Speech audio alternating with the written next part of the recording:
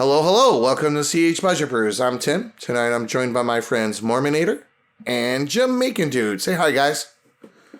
Hello. So we are going to be doing one of the questions from the Ask a Spike Q&A form. And our question tonight is from Only Adnaz wants to know, what are the best Wincons, in your opinion? Lately, I've been underwhelmed with what are the best Wincons in Rakdos? That's what he wants to know. TLDR, that's what the kids say, right? Okay, It took me a while to actually figure out what TLDR meant. I had to ask somebody because I'm old. So Josh, as the guy who plays Croxa, that means you are unofficially the most versed person on Rakdos in this room right now. What are some of your expert on Rakdos? That's a correct term. Expert. I just realized I do actually own the Rakdos server now. There you go. You are officially. You are the official Rakdos expert at this table right now. I don't know if I'm going to put that on a resume or not, but I would think about it. So their question, further on in their question, they mentioned that they felt that Snoop was underwhelming. And they're looking for another one to run alongside the already existing Dualcaster Twin Flame. Mm-hmm. So since that one has already been brought up, we could just push that aside. Dualcaster Twin Flame, very reliable. The cards, I'll admit, the Dualcaster Twin Flame card quality might not be the best in the 99, but they are still useful in a lot of cases. You can do some really good things with both sides of those cards. And so I wish that I could actually talk to Only Adnos because I'd like to know what deck they are trying to put this into. Because for me, who I intentionally play Croxa because it's an outlet in the command zone, and my goal is just make infinite mana and win the game. Same thing with Anya. Anya doesn't require infinite mana, but the same win cons that work for Croxa also work for Anya. And actually, shameless plug. Hit him up on the Rakdos server, and he can answer this question in person. Yeah, we can answer this question a lot more on the Rakdos server. And same thing with Xancha. So I didn't mean to cut you off, man. Sorry. No, you're fine. Even Xancha and Grenzo are both infinite mana outlets. And, once you've established infinite mana, you can flip for Grenzo, you can flip your entire library into your graveyard and get things out.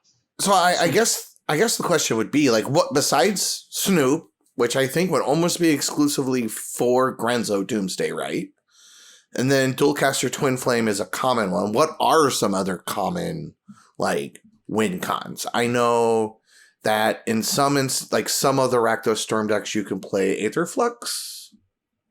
You could. You could also do, Bolas's Citadel top things. Really felt like it. When it comes to not knowing what deck they are talking about and just Rakdos in general, I actually really like some of the Underworld Breach lines. For Rakdos, such as Grinding Station and Blindside Diamond and Underworld Breach, and just going through your entire Stitcher Supplier. Yep, Stitcher Supplier lines. Altered Dimension are really good stuff too. Yeah. And what that'll usually lead into is your already existing combo of Dualcaster Twin Flame.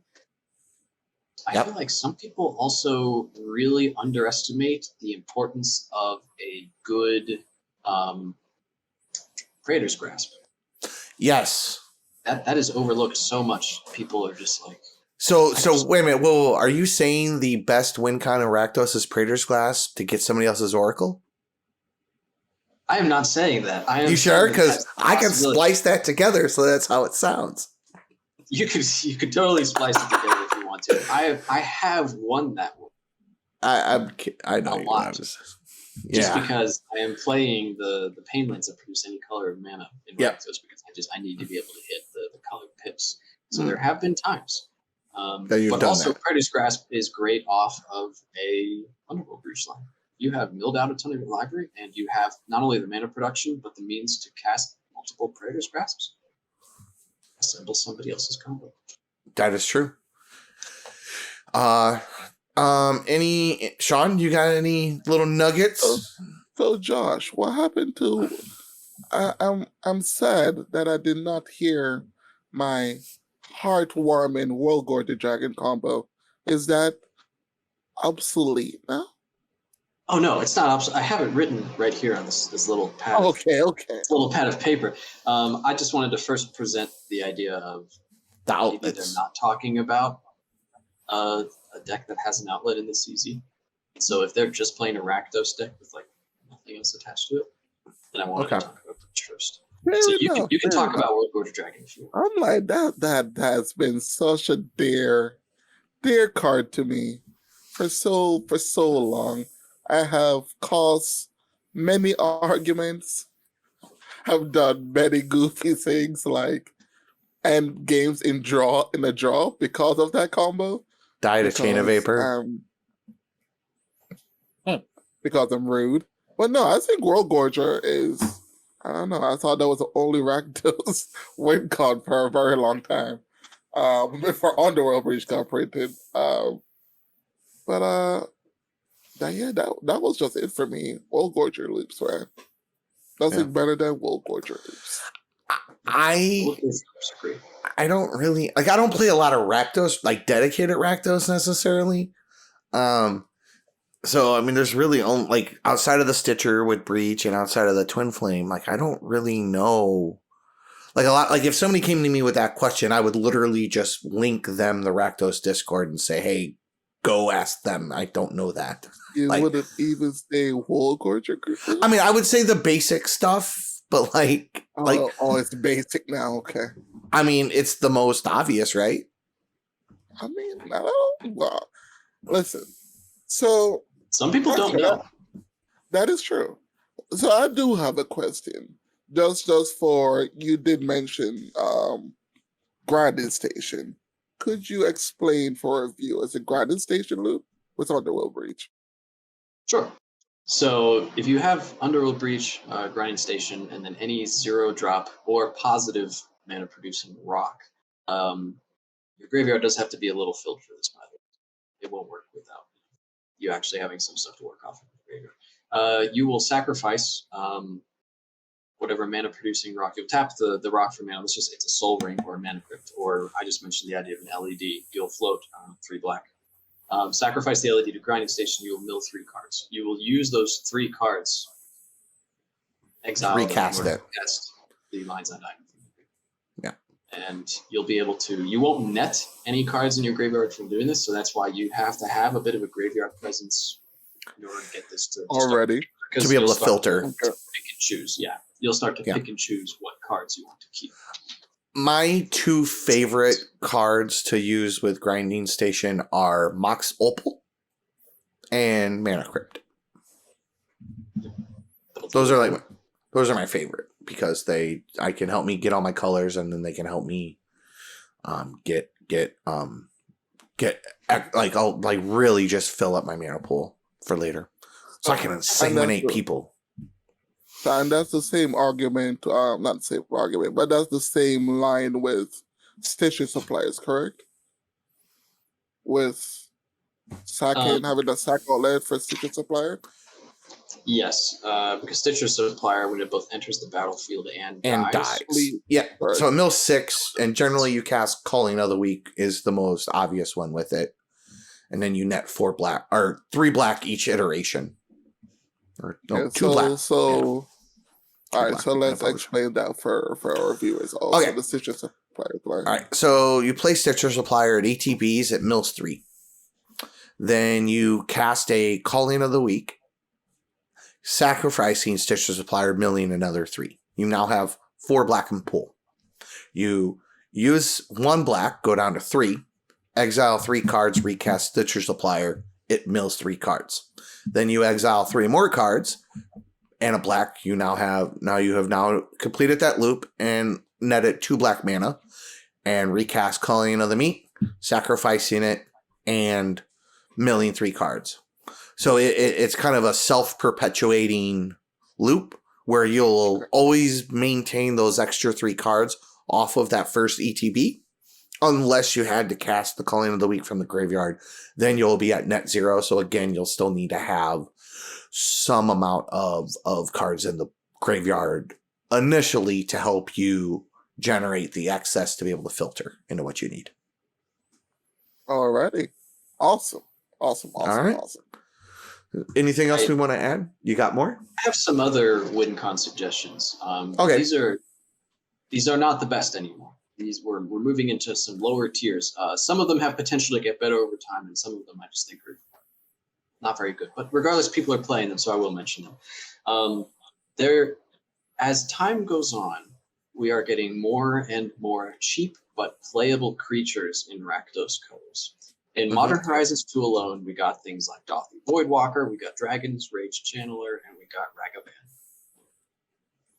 And as more of these cheap but playable creatures come out, there are a lot of players that are looking at Cloudstone Curio, Dockside Extortionist.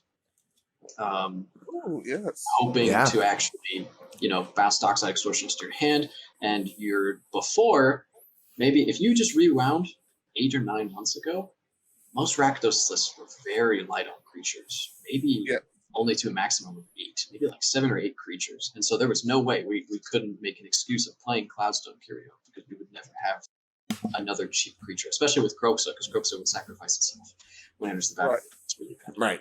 But now, as more and more playable things get out, Cloudstone Curio opens up as a new possibility. I have not made the jump yet. Not quite yet. I'm hoping for just a couple more good playables. I'm not entirely sold on some of the new things that have come out specifically for Kroxa, but that is an option to look at. Right. Second, so that was the option I mentioned that has potential and could go further into the future. The other option that I think doesn't really have potential, but if you find it enjoyable, then by all means, and that's Chain of Smog and Stormkill and Artist. I do not like Chain of Smog combos. I do not like how it devoids you of your hand. And I like them under a silence. Yeah, I like them under a silence. Don't you like any combo under a silence? I'm just saying. I'm just okay. Hey.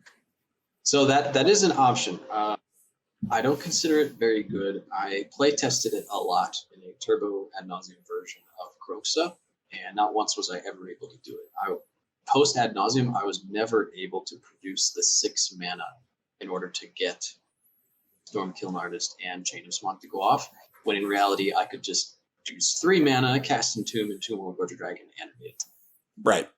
Yes. Or, Faithless Looting Worldgorger Dragon. So, in comparison to Worldgorger Dragon, those are some other options. When you play Worldgorger Dragon and you're doing a combo with Worldgorger Dragon,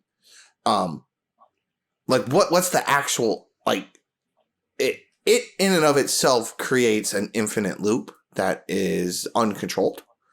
Obviously, there has to be a creature in another graveyard for you to animate dead to end that loop. But what is the outlet? What is the hard outlet that you use to actually kill your opponents once you've blinked it in a bunch of times and made a bunch of mana?